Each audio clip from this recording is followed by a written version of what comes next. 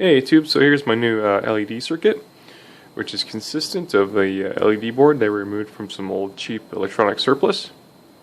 This board uses a 22 ohm resistor for resistance on the board, and there's a white LED which actually appears closer to an amber color. But these three other LEDs, two of which are blinking, the other one is just continuous.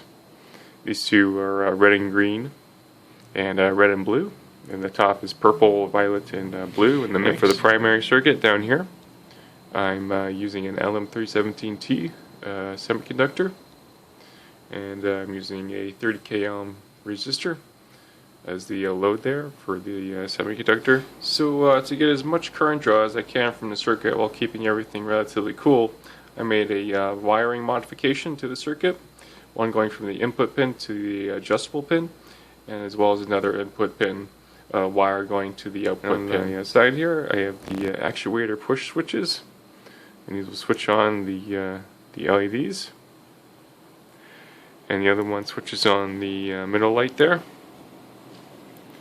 And this is great for parties or live performances, or just for general tinkering.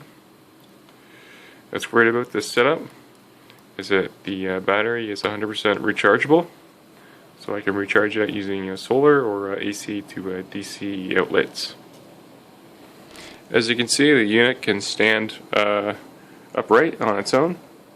And here I've got the output and the input measured at 4 volts there, 4.1 volts to be exact. These lights look great at night